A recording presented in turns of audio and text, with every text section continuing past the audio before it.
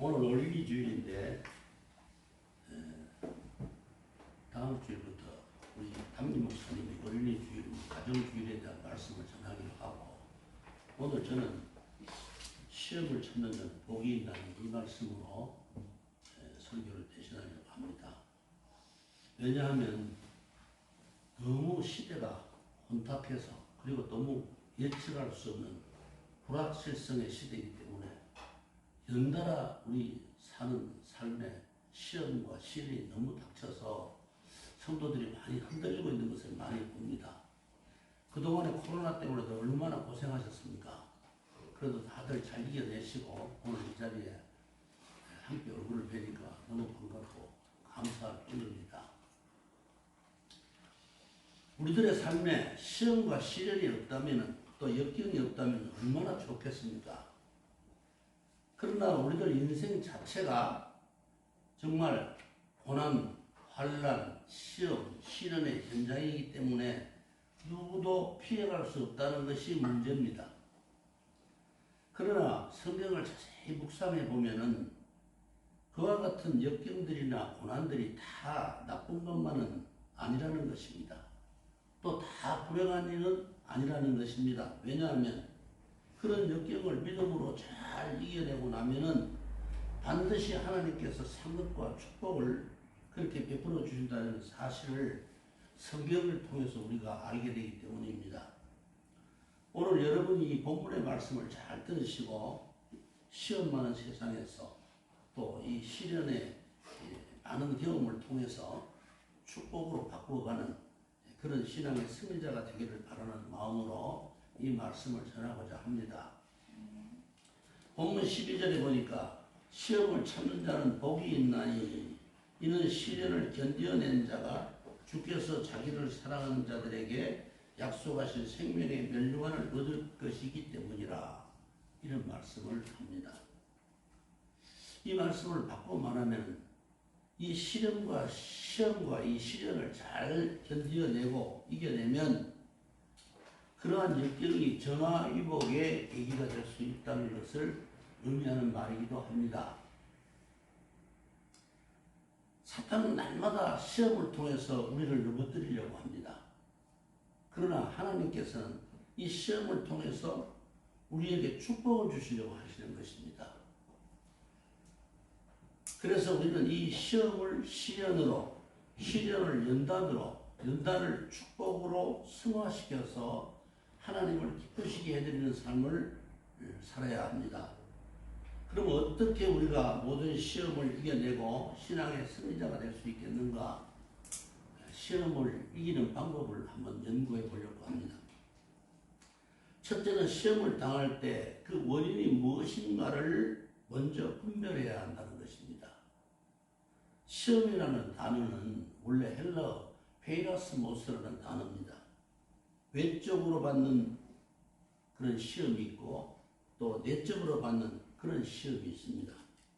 외적 시험은 어떤 것인가?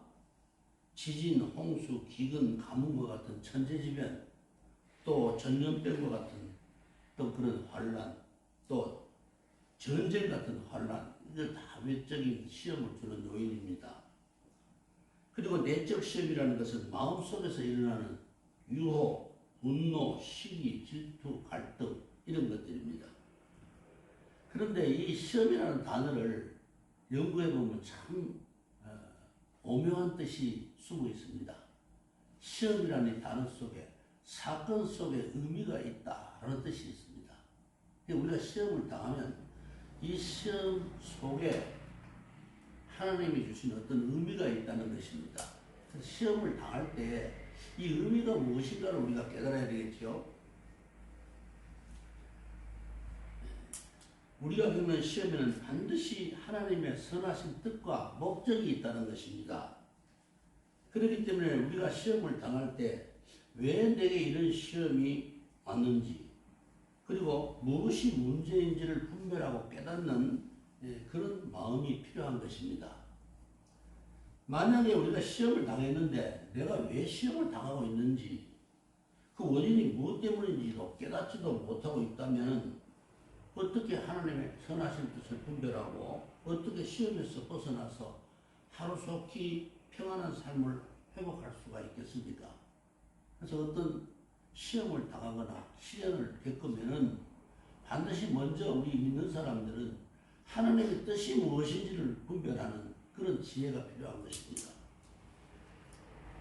우리가 시험과 시련을 겪는 동안에 또는 역경이나 고난을 겪는 동안에 자신을 뒤돌아볼 그런 기회를 갖게 됩니다. 그전에는 몰랐었는데 시험을 당하고 나니까 또는 어떤 고난을 겪고 나니까 자신의 신앙의 깊이가 어느 정도인지 또 내 도덕적 성품은 어떻고 또 선악간의 내 행실은 어떤지를 깨닫고 알게 되는 것입니다. 첫째는 그렇게 영적인 유익이 있습니다. 시험 안 나오면 몰라요.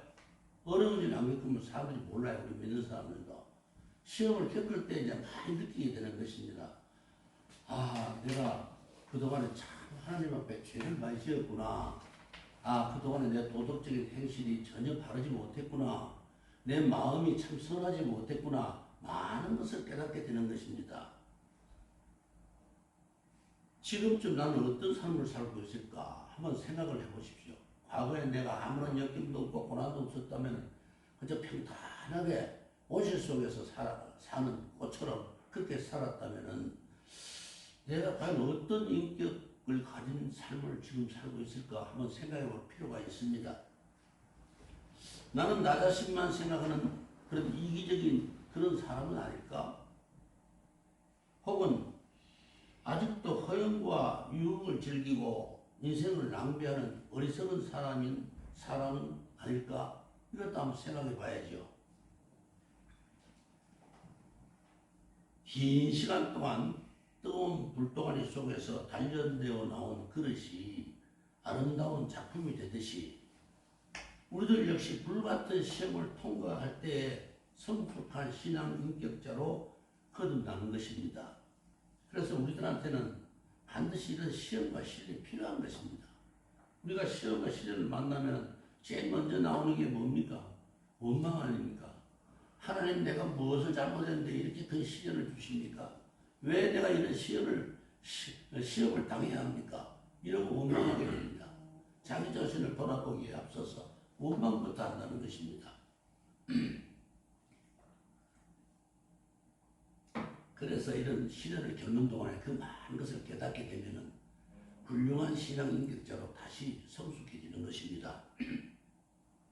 사랑하는 자들아, 너희를 연단하려고 오는 불시험을 이상한 일 당하는 것 같이 이상히 여기지 말라. 베드로전서 4장 12절에 그렇게 말씀하고 있습니다. 왜 내가 이런 시험을 당해야 하나? 견디기 힘든 이 불같은 시험이 마치 나만 당하는 시험처럼 그렇게 이상한 일로 여기지 말라. 이런 뜻입니다. 나만 그래 당하는 것이 아니라는 겁니다. 모든 그리스도인들이 다 당하는 일입니다. 누구나. 하나님의 성도라면 누구나 당하는 일이기 때문에 조금도 이상한 일이 아니다. 그렇게 말씀하고 있는 것입니다. 나만 당하는 것처럼, 나만 억울한 일 당하는 것처럼 그렇게 생각할 때가 참 많잖아요. 왜 다른 사람은 다 그런 일 없는데 왜 나만 그런 일이 있는 거야? 왜 우리 집에만 그런 일이 있는 거야? 이렇게 생각하기가 쉬워요. 근데 따지고 보면은요, 한 집 한 집 가서 사정지하게 들어보십시오. 그 집 누구라도 만나서 한번 이야기를 깊이 나눠보십시오. 다들 그런 일 안 겪은 사람이 없습니다. 인생사가 그렇습니다. 그래서 조금도 이상한 일이 아니다. 그렇게 말씀하고 있습니다. 왜, 무엇 때문에 하나님의 성도가 그러면 그런 시험을 꼭 당해야 하는가? 답이 무엇입니까? 왜 당해야 합니까? 욥기서 23장 10절에 그 답이 기록되어 있어요. 내가 가는 길을 그가 아시나니, 그가 누굽니까? 하나님이시죠. 내가 가는 길을 그가 아시나니 그가 나를 단련하신 후에는 내가 순금과 같이 되어 나오리라. 티도 없고 아주 결점도 없는 그런 순금 100%짜리 인간이 되어서 나오게 하기 위해서 하나님이 그렇게 하신다는 것입니다. 다 그런 이유가 첫째 목적입니다. 하나님은 우리로 하여금 수군같이 정결하고 가장 가치 있는 그런 그리스도인이 되게 하기 위해서 그렇게 우리를 시험에도 넣고 단련하신다는 것입니다. 그래서 하나님은 미쁘사 너희가 감당치 못할 시험당함을 허락하지 아니하시고 시험당할 즈음에 또한 피할 길을 내사 너희로 능히 감당케 하시느니라. 고린도전서 10장 13절에 그렇게 말씀하고 있습니다. 하나님이 주시는 시험은요, 우리가 감당하지 못하는 그런 고난의 시험이 아닙니다. 우리가 감당할 수 있는 시험을 주신다는 것입니다. 시험 나가면 다 죽을 것 같은 그런 막막한 생각도 들기도 하고 정말 괴롭기도 하지만은 다 감당해낼 만한 시험을 하나님이 주신다는 겁니다. 참고 견뎌낼 만한 시험이기 때문에 그런 시험을 하나님이 허락하시는 것입니다. 한번 이런 일을 네가 꼭 겪어야만 한다. 이런 일을 그래서 잘 이겨내어라. 이겨내면 내가 생명의 면류관을 줄 것이다. 이겨내면 내가 상급과 축복을 줄 것이다. 그런 약속을 지금 하고 계시는 것입니다. 그래서 시험을 참는 자는 복이 있나니라고 말하는 것입니다. 본문 12절에 보면은요, 시련을 견뎌낸 자라는 여기 구절이 있죠. 시련을 견뎌낸 자.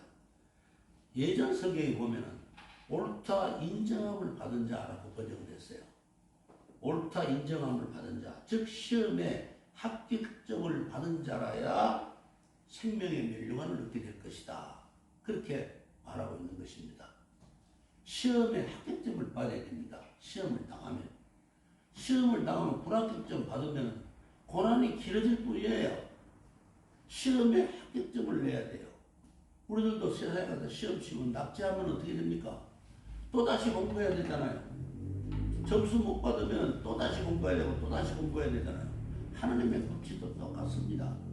합격점을 받아야 돼요. 시험이 오면 이 시험을 합격점을 받아서 하나님께 옳다 이렇게 인정을 받아야 된다는 것입니다. 자, 그 다음에 두 번째로는 우리로 하여금 시험과 시련을 통해서 성령의 열매를 맺게 하시려고 그러신다는 것입니다. 하나님은 우리에게 허락하는 시험을 통해서 우리의 성향과는 정반대의 상황을 경험하게 하심으로써 우리로 하여금 성령의 열매를 맺게 하십니다. 이를테면 우리가 성급한 성격이고 분노를 잘 터뜨리는 성격입니다. 이럴 때 우리로 하여금 시험과 시련을 통해서 오래 참게 하시는 훈련을 하십니다. 오래 참는 훈련을 하십니다. 그래서 오래 참게 함으로써 시험을 이기게 하는 것입니다. 그전에는 잘 못 참았는데 시련과 시험을 겪다 보면은 잘 이겨내다 보면은 아주 참을성이 많이 생겨요. 인내심이 많이 보양되는 것입니다. 그래서 성령의 열매에 오래 참음이라는 그런 열매가 있지 않아요? 우리가 거짓을 대할 때 정직함으로 시험을 이기게 합니다. 정직하지 못한 일을 많이 경험하게 됩니다. 거짓말을 해야 될 때를 많이 우리가 경험하게 됩니다. 그런데 그것을 정직함으로 이길 수 있도록 만들어 주십니다. 교만한 마음이 일어날 때 겸손한 마음으로 시험을 이기게 합니다. 억울한 일을 당하거나 불의를 당하거나 속임을 당할 때도 우리가 선으로 악을 이기는 능력을 주심으로써 믿음으로 우리를 승리하게 하십니다. 이것이 성령의 열매인 거죠. 그래서 이럽니다. 고린도전서 6장 7절에 보면 차라리 불의를 당하는 편이 낫지 아니하며 차라리 속는 것이 낫지 아니하냐. 우리가 조금만 억울한 일 당하고 또 속임을 당하면 펄펄 뜁니다. 분하고 억울해서요. 그런데 성경은 말하기를 차라리 불의를 당하는 편이 낫지 않냐. 화내서 죄를 짓는 것보다 차라리 불의를 당하는 것이 낫지 아니하냐. 차라리 내가 속는 것이 낫지 않냐. 남을 속일 것보다 속는 것이 더 낫지 않냐. 이렇게 말씀하는 것입니다. 용서와 관용의 마음으로 사람을 대하게 하고 또 시험을 참고 견디게 합니다. 시련이 없으면요 이런 성격이 우리한테서 안 나타나요.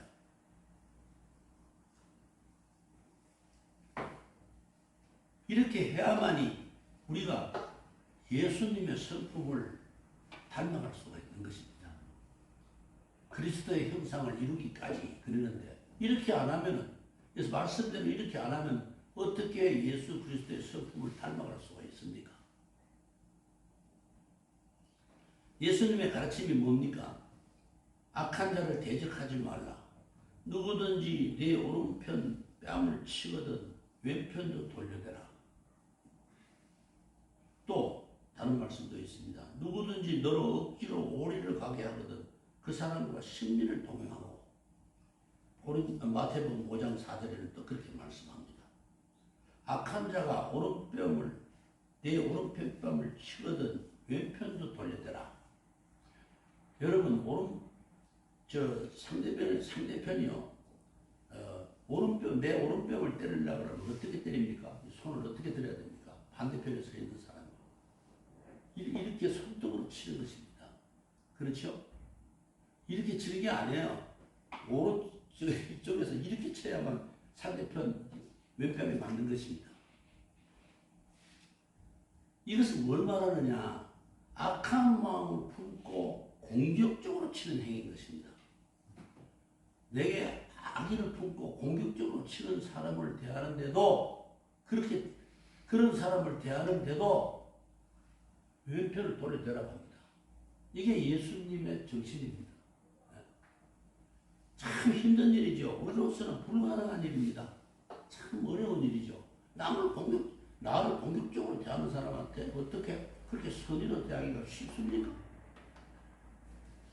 또 누가 억지를 부리면서 오리를 같이 가자고 그렇게 요구합니다. 그런데 그래 오리가 아니라 신이라도 같이 가줄게 이렇게 말한다는 것이 이렇게 선대하는 마음이 쉬운 일입니까? 도저히 우리 범인들로서는 보통 사람으로서는 참 그렇게 실행하기가 어려운 일입니다. 그런데 바로 그와 같이 하라는 것입니다. 우리 신앙생활이 어렵습니다. 너무 쉽게 생각하니까 우리 그리스도인들이 세상으로부터 지탄을 받는 거예요. 너무 쉽게 신앙생활을 하려고 하니까 왜 우리 기독교가 세상 사람들로부터 지금 존경을 받지 못하고 많이 비난을 받습니까? 너무 쉽게 신앙생활을 하니까 그래요. 예수님이 가르치신 이 말씀처럼 하기가 쉽지 않잖아요. 그런데 그렇게 하라는 것입니다. 그렇게 해야 된다고 해요. 그게 시험을 이기는 방법이라는 것입니다. 오리가 아니라 신이라도 갈게. 억지로 가자고 하는데 오리를 아니 오리가 아니라 신이라도 따라갈게. 이게 그리스도인의 성품이 되어야 된다는 거죠.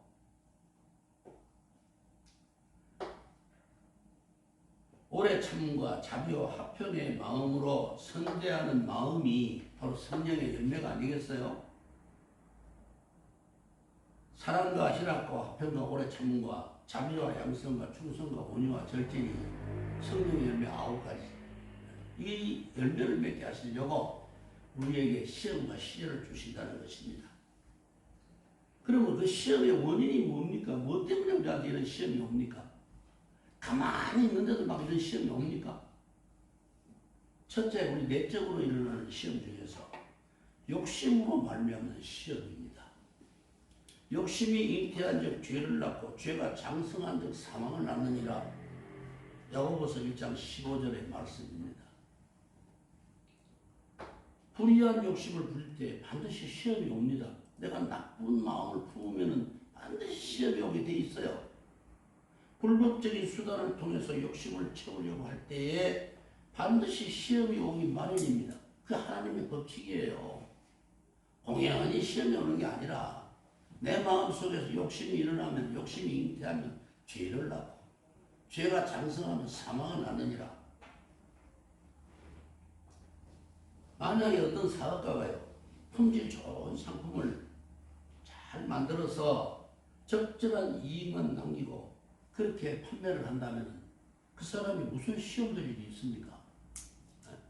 그런데 그렇게 하지 않고 욕심껏 폭리를 취하려고 제품도 좀 많이 불량스럽게 만들고 그렇게 하면 자꾸 시험들이 많아지기 마련인 것입니다.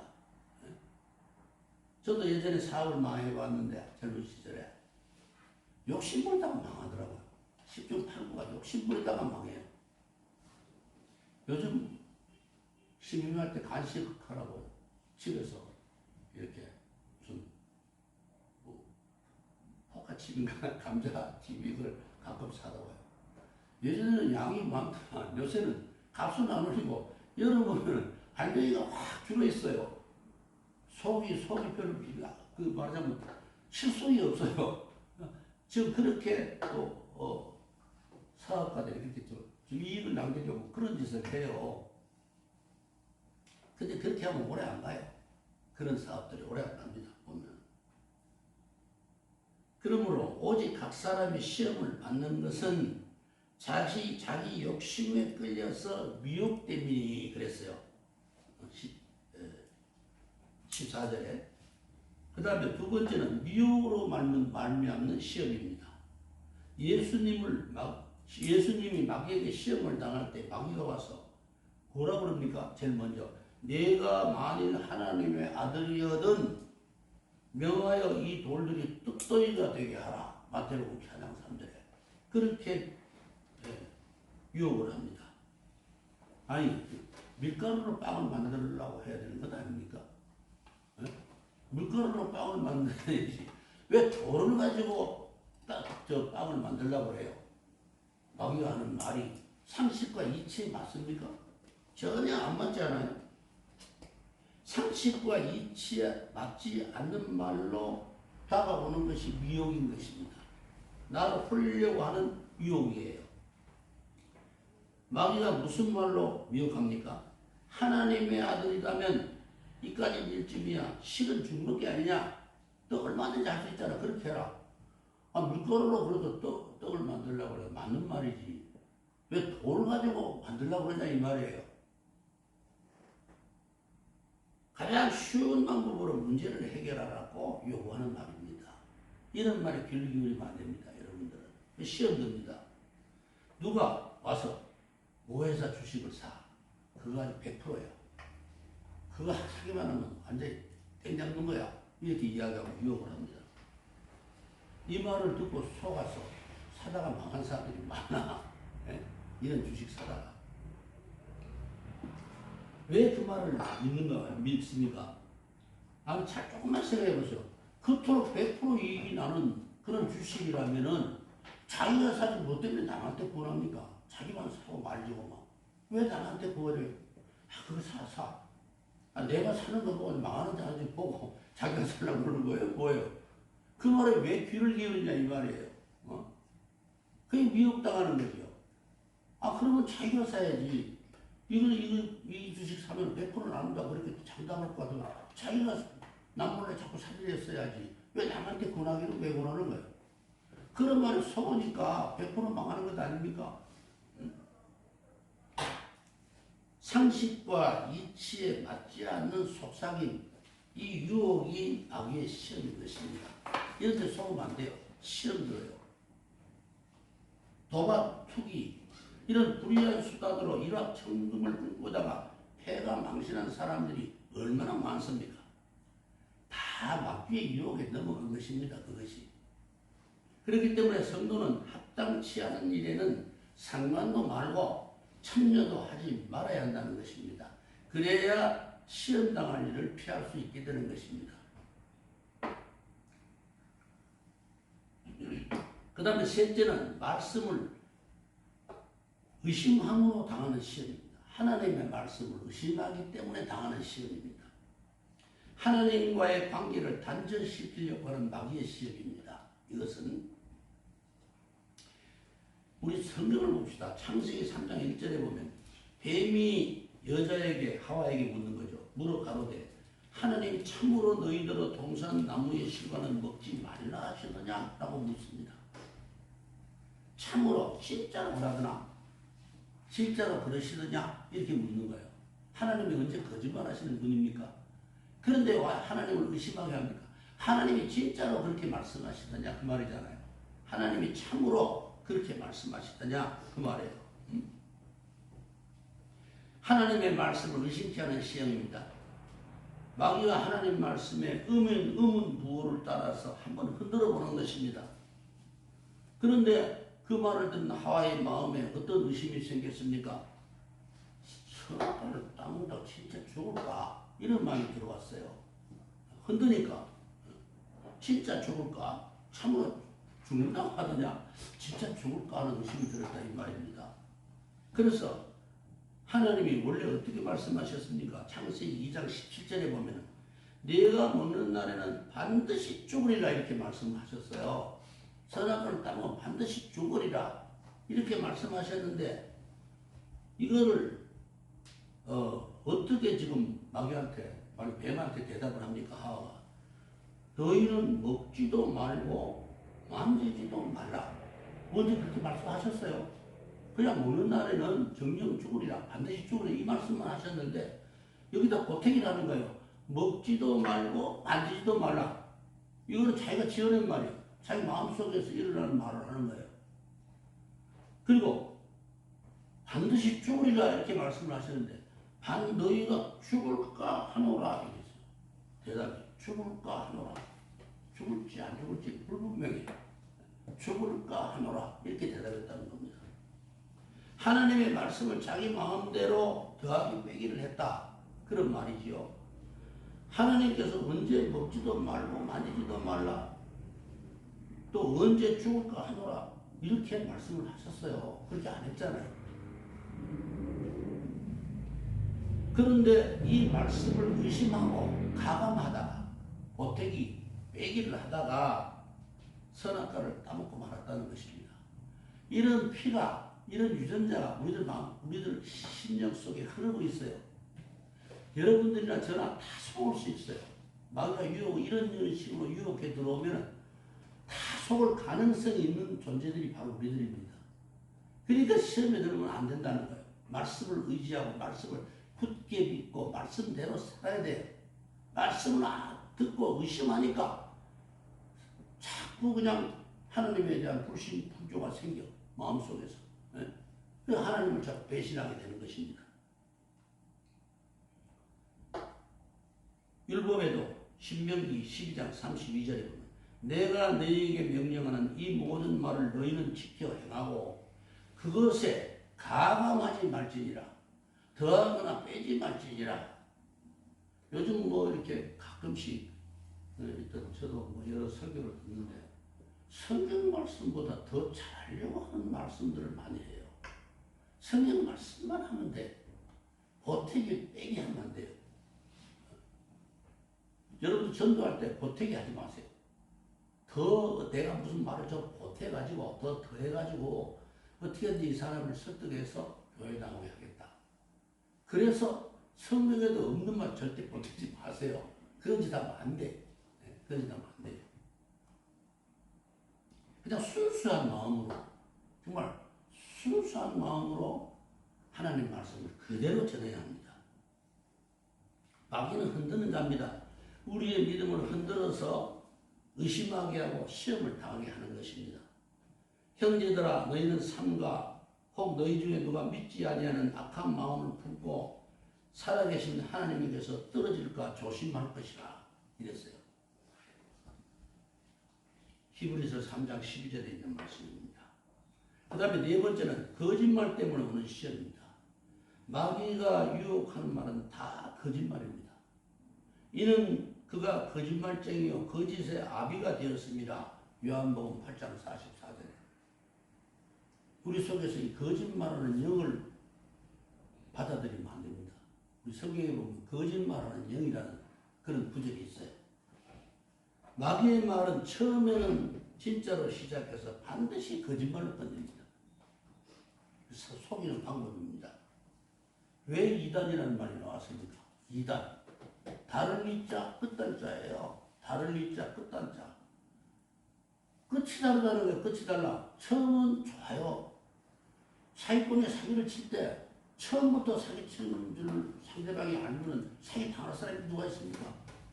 그 처음에는 다 진짜같이 이야기하는 거예요. 다 진짜로 이야기하는 거야. 나중이 문제예요, 나중이. 그래서 내 사랑하는 형제들아 속지 말라 16절에 그렇게 말씀합니다. 누가 옆에 와서 그 정도 그 정도 거짓말쯤은 누구나 다 할 수 있는 거야. 혹시라도 누가 이런 말 하거든. 절대 그렇게 충동을 해도 마음이 흔들려서는 안 됩니다. 혹시라도. 그까지 사소한 거짓말 좀 할 수 있잖아. 그게 뭐 대수야? 그게 사람 피 흘리 피는 건 아니잖아. 그래도 거짓말하면 안 된다는 거예요. 성경에서 하시는 말씀.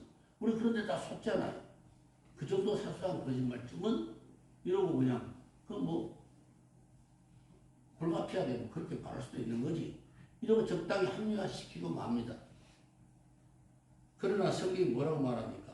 적은 누룩이 온 덩어리에 퍼지느니라.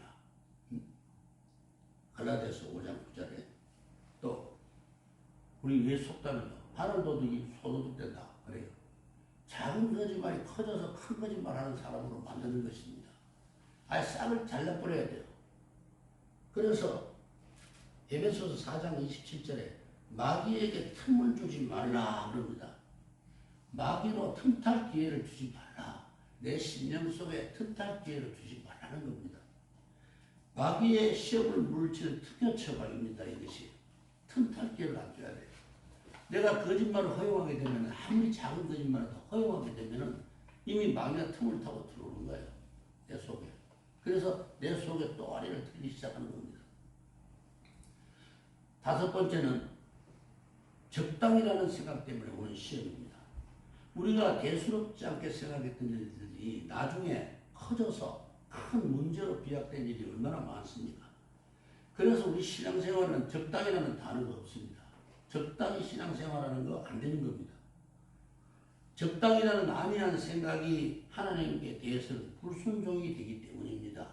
적당히. 불신자의 남편이 그럽니다. 신앙생활 열심히 충실하게 하는 아내에게 이렇게 요구합니다. 당신이 광신도야? 신앙생활도 적당히 하란 말이야. 이래요. 신앙생활도 적당히 해. 당신은 광신도가 아니잖아. 그럼 왜 그렇게 난리 법석이야? 이럽니다. 이 적당이라는 말은 단순한 말이 아닙니다. 우리 신앙생활하는 우리 그리스도인들에게 있어서는 마귀가 배후에서 흔드는 말입니다. 그런 유혹은 예수님께서 라오디게아 교회에게 경고하신 말씀이 이것입니다. 네가 이같이 미지근하여 덥지도 아니하고 차지도 아니하니 내 입에서 너를 토하여 내치리라. 덥지도 않고 차지도 않다 미지근하다 이게 뭐예요? 적당이잖아요. 이게 적당히 신앙생활하는 거야. 적당히 신앙생활.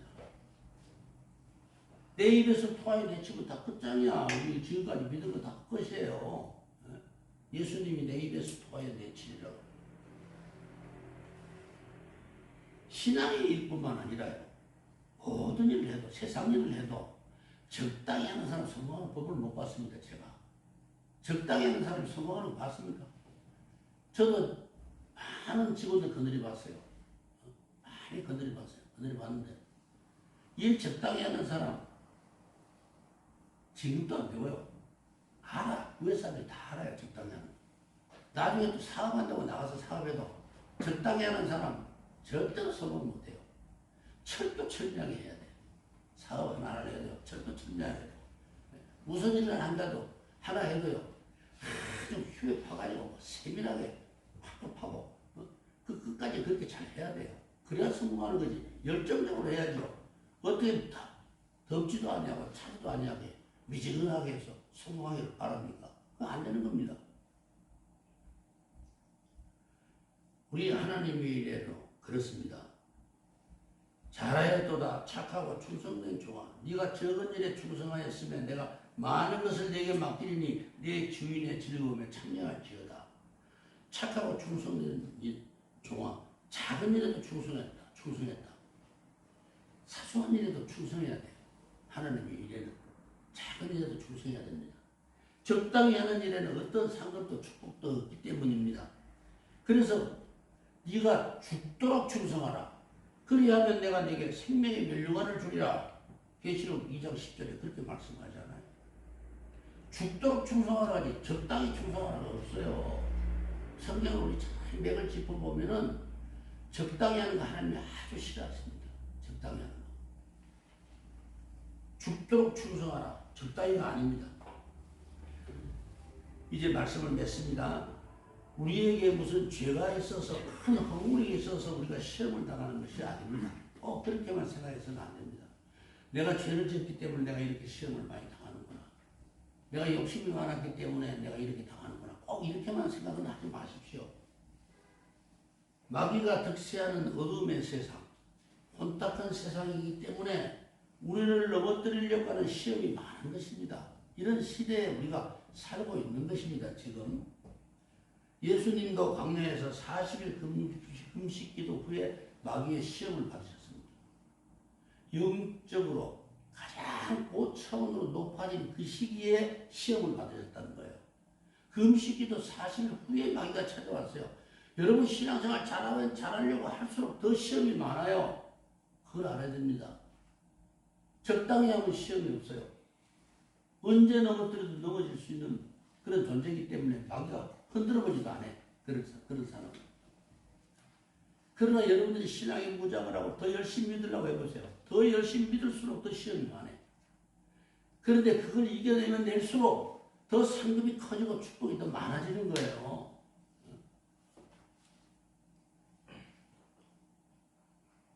그런데 이 세 번의 시험을 예수님이 뭘로 이겼습니까? 오직 말씀으로 이겼습니다. 다른 방법으로 이긴 거 없어요. 말씀에 기록되었을 때, 말씀은 세 번의 시험을 다 말씀에 기록되었을 때, 말씀에 기록되었을 때, 말씀에 기록되었을 때, 말씀으로 이기는 것입니다. 하나님 말씀으로 우리를 지켜야지. 뭘로 우리를 지킵니까?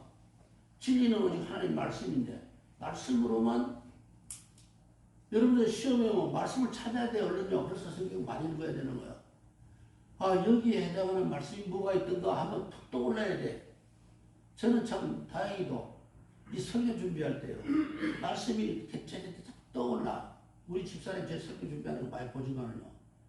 요새는 이렇게 예전에는 다 책을 많이 펴놓고 그렇게 했어요. 근데 요즘에는 잘 떠올라줘요.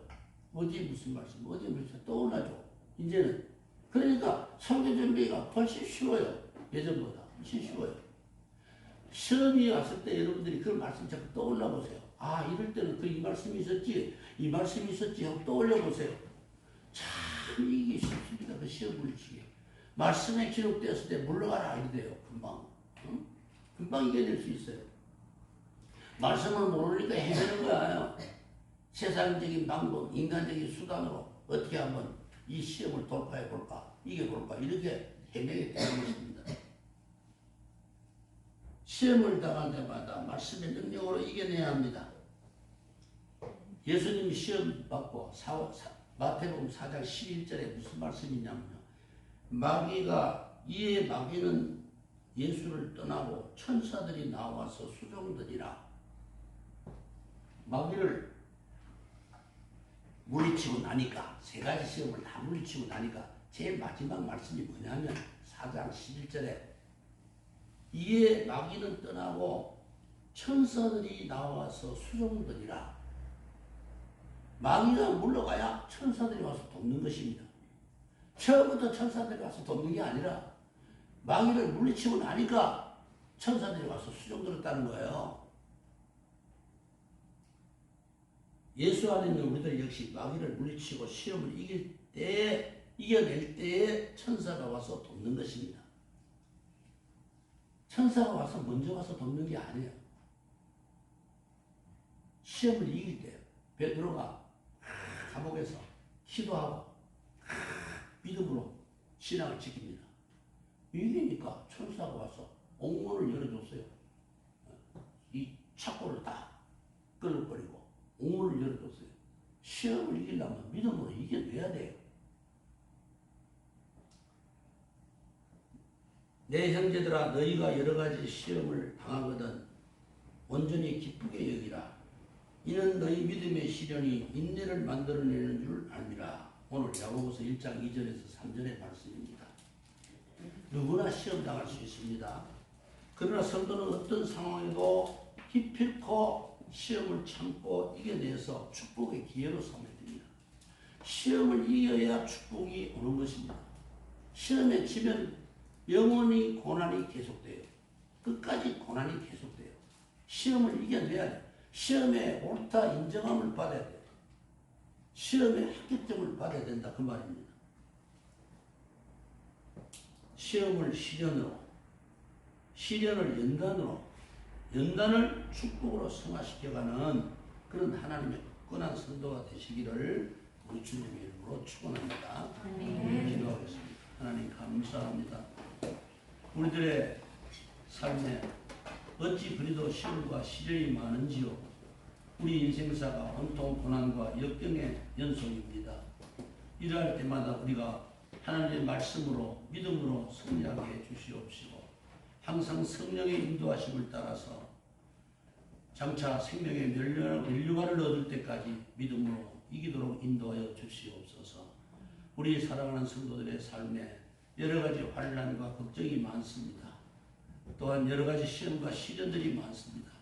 주님께서 일일이 살피시고 아시오니 저들에게 이길 힘을 주시옵시고 고난과 역경을 물리칠 수 있는 능력을 허락하여 주시옵소서.